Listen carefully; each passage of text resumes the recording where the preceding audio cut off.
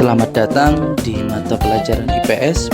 Hari ini kita akan belajar tentang IPS. Jangan lupa subscribe ya. Oke.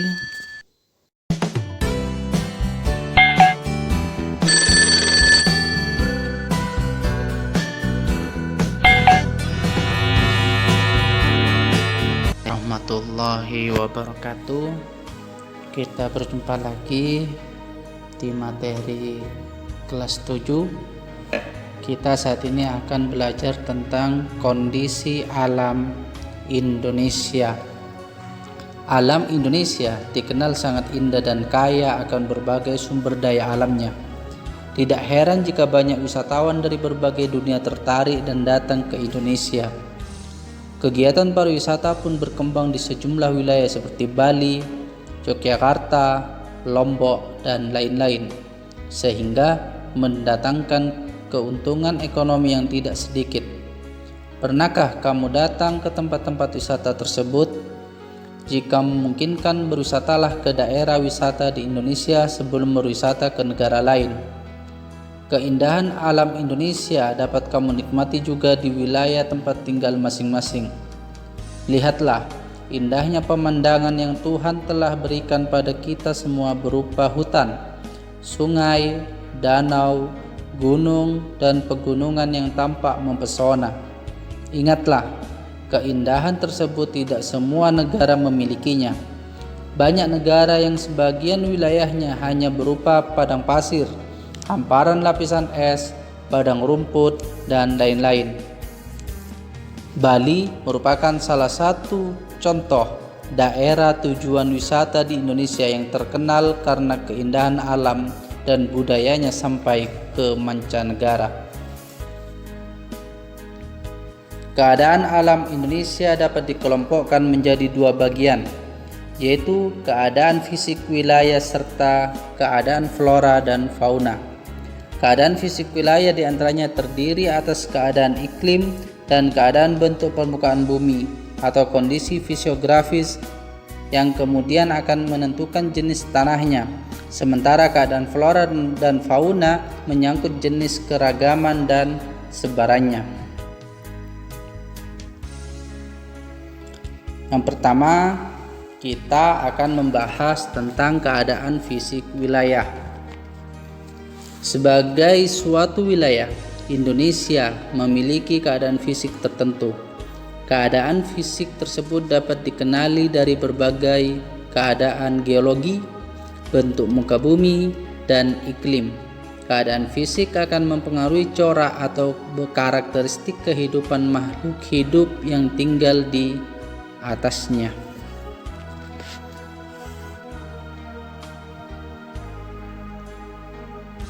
Pertama, kondisi geologi Indonesia. Pernahkah kalian mendengar istilah lempeng bumi? Ternyata bumi tempat kita hidup tidak bulat secara utuh, tetapi terdiri atas lempengan yang bergerak terhadap satu dan lainnya. Indonesia terletak pada pertemuan tiga lempeng tektonik besar, yaitu lempeng Indo-Australia, Eurasia, dan lempeng Pasifik. Lempeng Indo-Australia bertumbukan dengan lempeng Eurasia di lepas pantai Sumatera, Jawa, dan Nusa Tenggara. Lempeng Pasifik bertumbukan dengan Eurasia di utara Papua dan Maluku Utara. Tumbukan lempeng tersebut kemudian membentuk rangkaian pegunungan yang sebagian menjadi gunung api di sepanjang Pulau Sumatera, Jawa, dan Nusa Tenggara. Jadi bisa disimak di gambar, yaitu tumbukan lempeng dan rangkaian gunung api di Indonesia.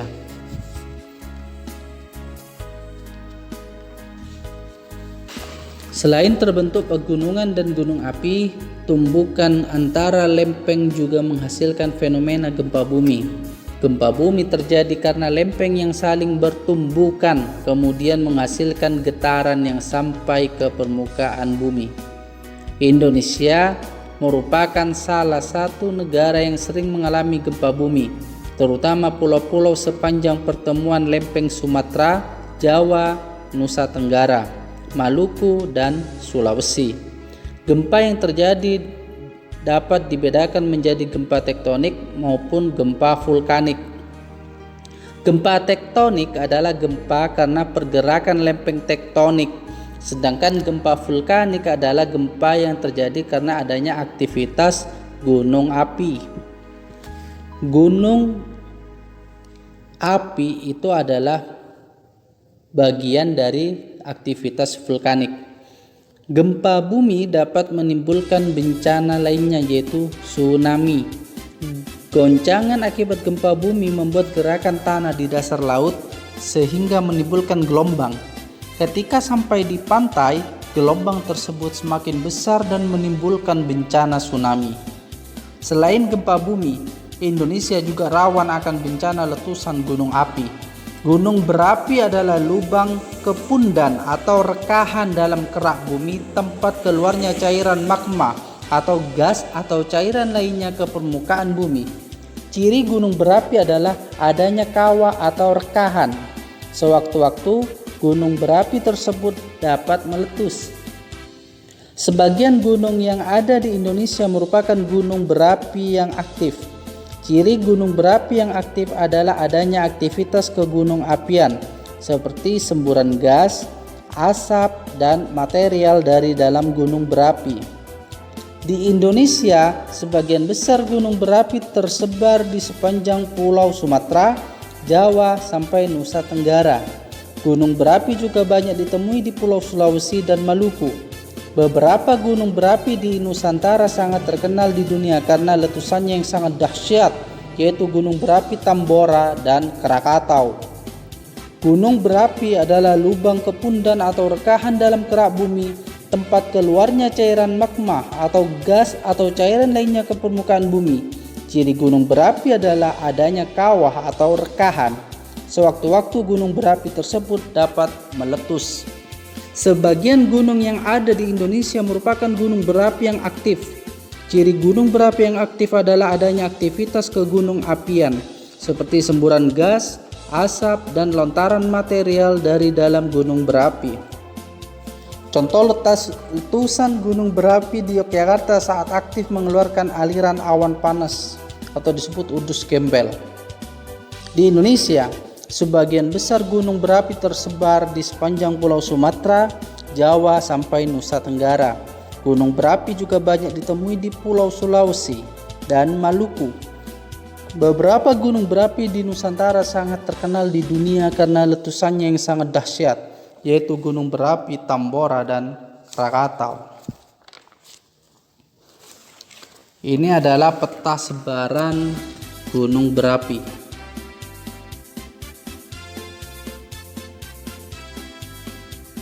Jadi bisa disimak di peta. Adakah gunung atau gunung berapi di sekitar tempat tinggalmu?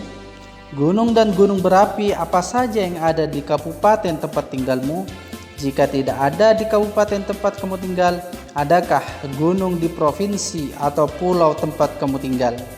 Carilah informasi tentang gunung yang ada di wilayah kamu tinggal. Buatlah tulisan tentang gunung tersebut, misalnya cerita letusannya dan aktivitas ekonomi masyarakat yang tinggal di sekitar gunung tersebut. Cari pula informasi tentang keadaan dalam kesuburan tanah, iklim, bentuk muka bumi, hasil bumi, dan tradisi serta seni budaya yang berkembang pada masyarakat sekitar gunung. Itu kegiatan-kegiatan yang bisa kalian lakukan untuk mengenali lingkungan sekitar. Ada renungan bahwasanya peristiwa bencana alam sebenarnya merupakan bentuk keseimbangan alam. Gunung yang meletus mengeluarkan banyak material yang kemudian mengendap di daerah sekitarnya. Material tersebut kemudian meremajakan tanah yang telah berkurang kesuburannya karena pengikisan atau erosi. Andai tidak ada letusan gunung berapi, tentu tanah akan semakin turun kesuburannya. Yang perlu kita lakukan adalah berupaya menghindari bencana dengan melakukan persiapan jika bencana terjadi. Bencana alam juga bisa merupakan teguran agar kita semua ingat kepada Tuhan yang Maha Esa. Yang kedua yaitu adalah bentuk muka bumi. Indonesia terdiri atas belasan ribu pulau. baik yang berukuran besar maupun yang berukuran kecil. Jumlah pulau seluruhnya mencapai 13.466 buah. Luas wilayah Indonesia mencapai 5.180.053 km persegi. Terdiri atas daratan seluas 1.922.570 km persegi dan lautan seluas 3.257.483 km persegi. Ini berarti wilayah lautannya lebih luas dari wilayah daratannya. Jika kamu perhatikan keadaan pulau-pulau di Indonesia, tampak adanya keragaman bentuk muka bumi. Bentuk muka bumi Indonesia dapat dibedakan menjadi dataran rendah, dataran tinggi, bukit, gunung, dan pegunungan. Sebaran dari bentuk muka bumi Indonesia tersebut dapat dilihat pada peta fisiografi Indonesia berikut ini. Ini adalah peta fisiografi Indonesia. Peta bentuk muka bumi atau fisiografi wilayah Indonesia yang menunjukkan adanya keragaman.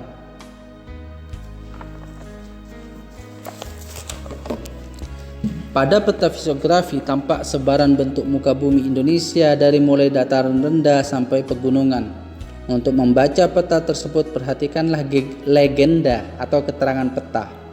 Simbol berwarna kuning menunjukkan dataran rendah, warna hijau menunjukkan dataran perbukitan, warna oranye menunjukkan dataran tinggi, dan warna coklat menunjukkan pegunungan.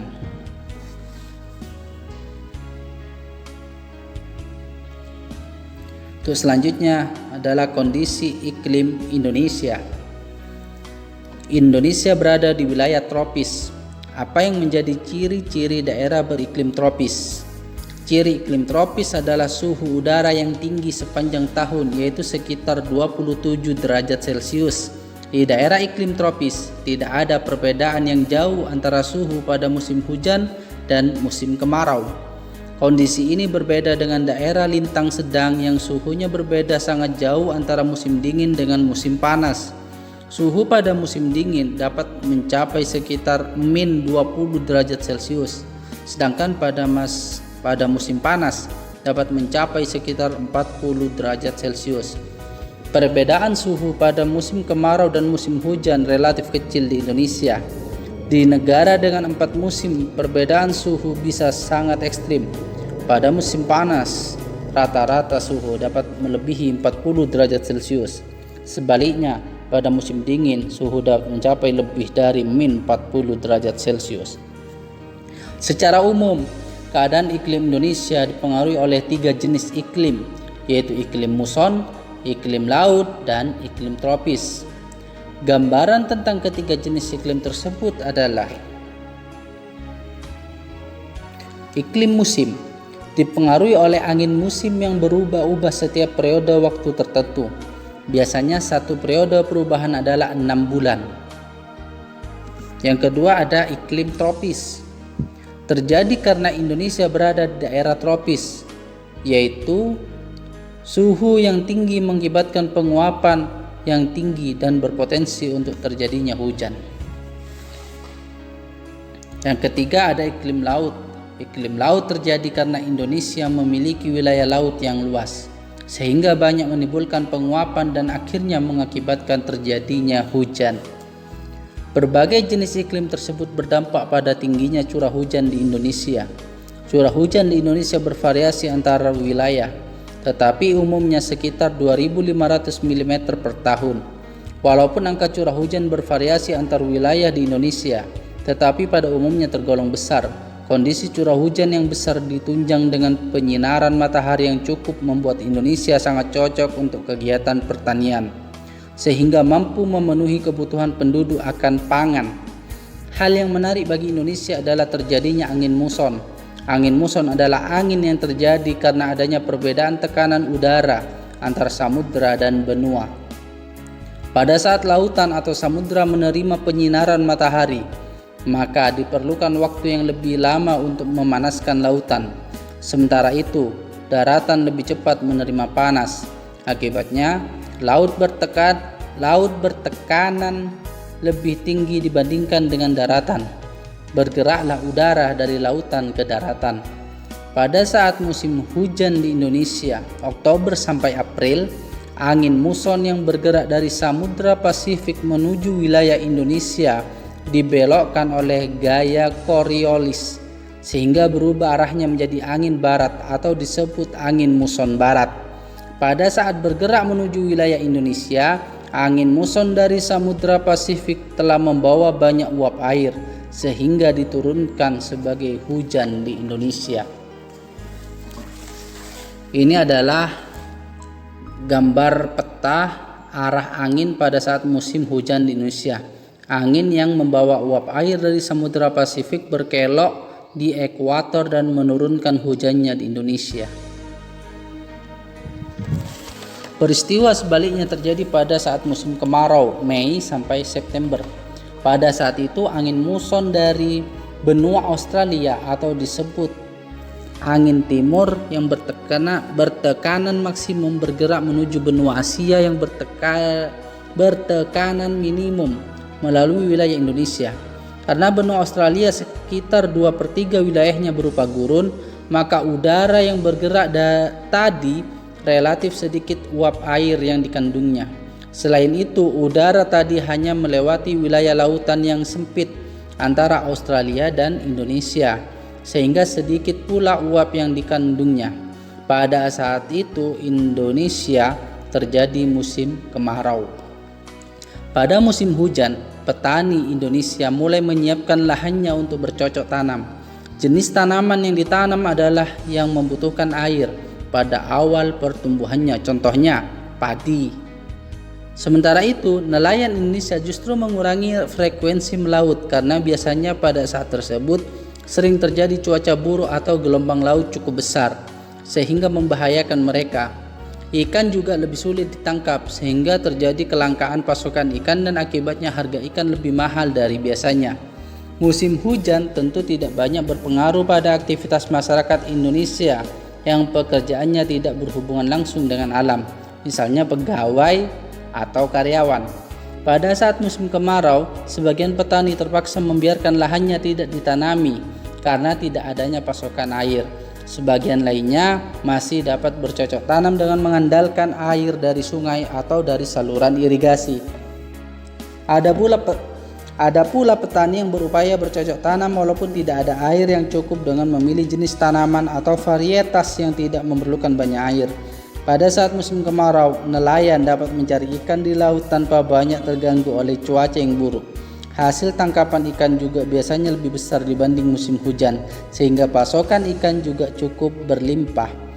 Pola angin muson yang bergerak menuju wilayah Indonesia pada saat angin barat dimanfaatkan oleh nenek moyang bangsa Indonesia untuk melakukan perpindahan atau migrasi dari Asia ke berbagai wilayah di Indonesia. Perahu yang digunakan untuk melakukan migrasi tersebut masih sangat sederhana dan pada saat itu masih mengandalkan kekuatan angin, sehingga arah gerakannya mengikuti arah gerakan angin muson.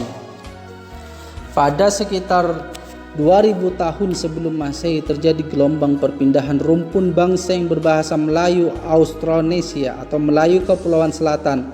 Melayu Austronesia ialah suatu ras Mongoloid yang berasal dari daerah Yunan di Cina Selatan. Dari tempat itu mereka menyebar ke daerah-daerah hilir sungai besar di Teluk Tonkin. Pada sekitar 200 sebelum Masehi, mereka pindah menyebar ke daerah-daerah semenanjung Malaya, Indonesia, Filipina, Formosa, pulau-pulau lautan teduh sampai ke Madagaskar. Kelompok migrasi dari Yunan ke Indonesia inilah yang dianggap sebagai asal mula nenek moyang bangsa Indonesia. Keadaan iklim pada saat nenek moyang datang ke Indonesia tidak berbeda dengan keadaan iklim saat ini. Secara umum, keadaan curah hujan di Indonesia tergolong tinggi tetapi tidak merata.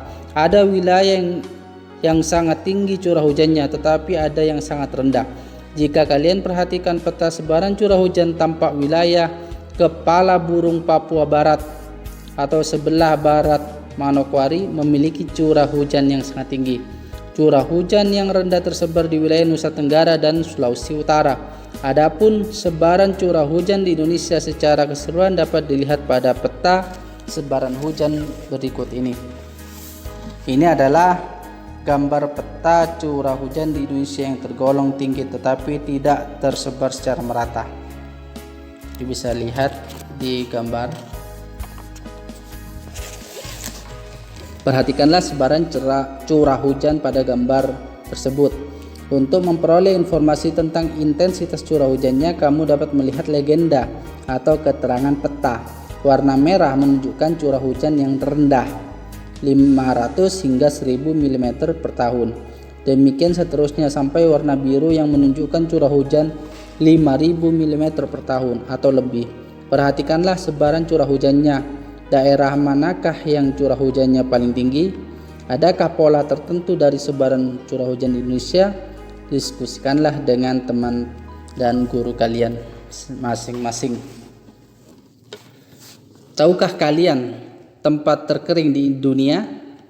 The Dry Valley atau Antartika dan gurun Atacama di Chili merupakan tempat terkering di dunia. Dry Valley tidak pernah menerima hujan dalam 2 juta tahun terakhir. Gurun Atacama hanya menerima hujan 0,1 mm per tahun. Di beberapa tempat di Atacama tidak pernah merasakan hujan selama 400 tahun. Tempat terbasah di dunia, Mount Sinram di Meghalaya, India. Curah hujannya mencapai 11.871 mm per tahun, dan Cherrapunji di India curah hujannya mencapai 11.777 mm per tahun. Untuk selanjutnya kita bahas flora dan fauna Indonesia. Indonesia memiliki keanekaragaman flora dan fauna, keanekaragaman hayati yang sangat besar. Bahkan keanekaragaman hayati Indonesia termasuk 3 besar di dunia bersama-sama dengan Brazil di Amerika Selatan dan Zaire di Afrika. Berdasarkan data dari Departemen Kehutanan dan Perkebunan tahun 1999, jumlah spesies tumbuhan di Indonesia mencapai 8.000 spesies yang sudah teridentifikasi. Sedangkan jumlah spesies hewan mencapai 2.215 spesies. Spesies hewan terdiri atas 515 mamalia, 60 reptil, 1519 burung, dan 121 kupu-kupu. Besarnya keanekaragaman hayati di Indonesia berkaitan erat dengan kondisi iklim dan kondisi fisik wilayah. Suhu dan curah hujan yang besar memungkinkan tumbuhnya beragam jenis tumbuhan. Mengapa demikian? Tumbuhan memerlukan air dan suhu yang sesuai. Semakin banyak air tersedia, semakin banyak tumbuhan yang dapat tumbuh, dan karena itu semakin banyak hewan yang dapat hidup di daerah tersebut. Bukti dari pernyataan tersebut dapat kalian bandingkan antara daerah dengan curah hujan yang tinggi seperti Indonesia dengan daerah gurun yang curah hujannya sangat kecil. Keanekaragaman flora fauna Indonesia jauh lebih banyak dibandingkan daerah gurun.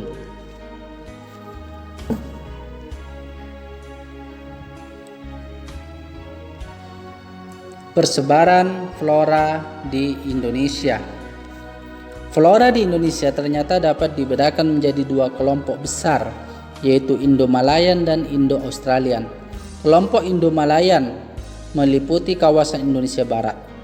Pulau-pulau yang masuk ke dalam kelompok ini adalah Sumatera, Kalimantan, Jawa, dan Bali. Kelompok Indo-Australian meliputi tumbuhan yang ada kawasan Indonesia Timur. Pulau-pulau yang termasuk dalam kawasan ini adalah Sulawesi, Nusa Tenggara, Maluku, dan Papua. Perbandingan karakteristik flora yang ada di Indonesia Barat dan Indonesia Timur adalah sebagai berikut. Jadi bisa disimak di tabel ini karakteristik flora yang ada di Indonesia Barat dan Indonesia Timur.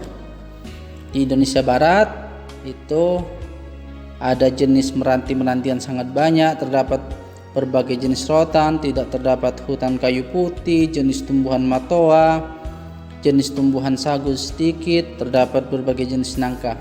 Sedangkan di Indonesia Timur, jenis meranti-merantian hanya sedikit, tidak terdapat Perbandingan jenis rotan, terdapat hutan kayu putih, terdapat berbagai jenis tumbuhan matoa, banyak terdapat tumbuhan sagu, tidak terdapat jenis nangka.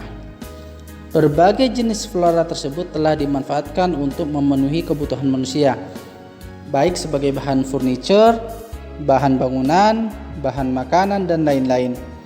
Sebagai contoh, rotan banyak dimanfaatkan sebagai bahan utama pembuatan kursi, meja, dan perabotan rumah tangga lainnya. Berbagai jenis kerajinan dihasilkan dengan memanfaatkan bahan dari rotan. Sentra penghasil produk kerajinan tersebut banyak berkembang di daerah-daerah tertentu, misalnya di Cirebon dan daerah lainnya di Pulau Jawa. Persebaran fauna di Indonesia. Fauna Indonesia dapat dikelompokkan menjadi 3 corak yang berbeda, yaitu fauna bagian barat, tengah, dan timur. Garis yang memisahkan fauna Indonesia bagian barat dengan tengah dinamakan garis Wallace. Sedangkan garis yang memisahkan fauna Indonesia bagian tengah dan timur dinamakan garis Weber. Fauna bagian barat memiliki ciri atau tipe seperti halnya fauna Asia, sehingga disebut tipe Asiatis. Fauna bagian timur memiliki ciri atau tipe yang mirip dengan fauna yang hidup di benua Australia, sehingga disebut tipe Australis. Fauna bagian tengah merupakan fauna peralihan yang ciri atau tipenya berbeda dengan benua fauna Asiatis maupun fauna Australis. Faunanya memiliki ciri tersendiri yang tidak ditemukan di tempat lainnya di Indonesia. Fauna tipe ini disebut fauna endemik atau endemis, fauna asli Indonesia yang hanya tersebar di wilayah Indonesia, tidak tersebar di negara-negara lain. Pembagian wilayah sebaran fauna di Indonesia bisa dilihat di peta ini. Gambar peta ini itu ada garis Wallace dan garis Weber. Garis Wallace membatasi wilayah sebaran fauna Indonesia barat dan tengah, sedangkan garis Weber membatasi wilayah sebaran fauna Indonesia tengah dengan Indonesia timur.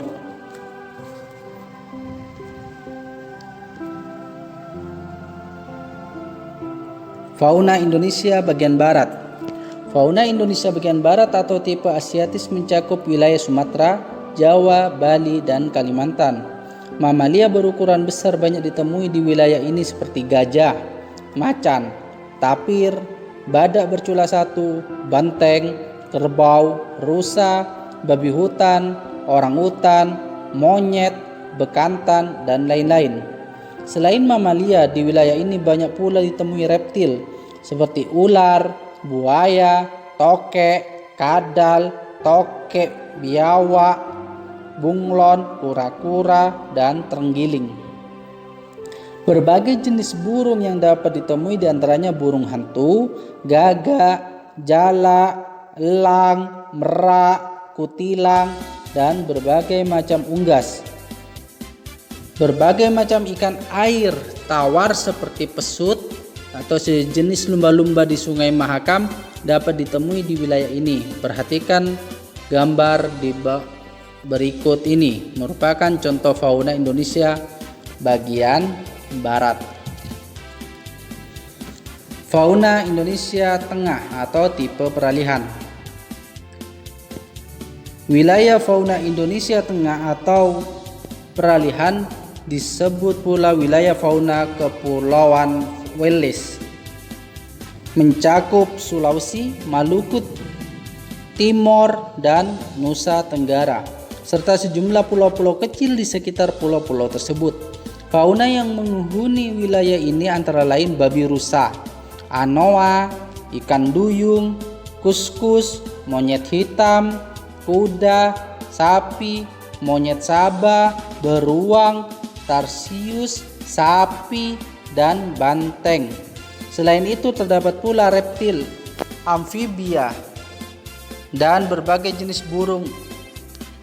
Reptil yang terdapat di daerah ini antaranya itu ada biawak, komodo, buaya, dan ular. Berbagai macam burung yang terdapat di wilayah ini diantaranya ada maleo, burung dewata, mandar, raja udang, rangkong, dan kakak tua nuri.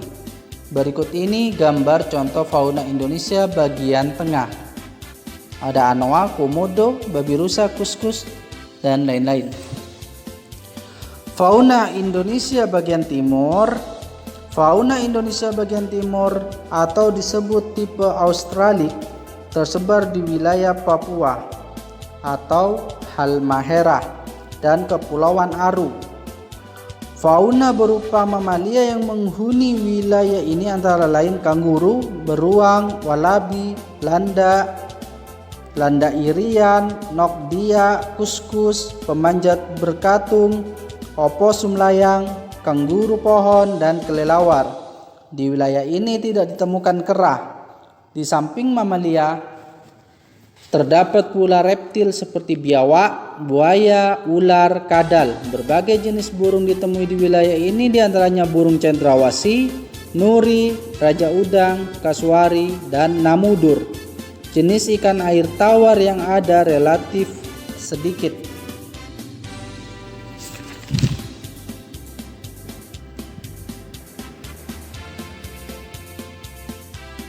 Perubahan. Terima kasih untuk materi kita hari ini. Semoga bermanfaat, dan jika bermanfaat silahkan like, subscribe, dan share materi kita ini agar kita terus berkembang untuk memberikan materi-materi yang terbaik. Saya akhiri, assalamualaikum warahmatullahi wabarakatuh.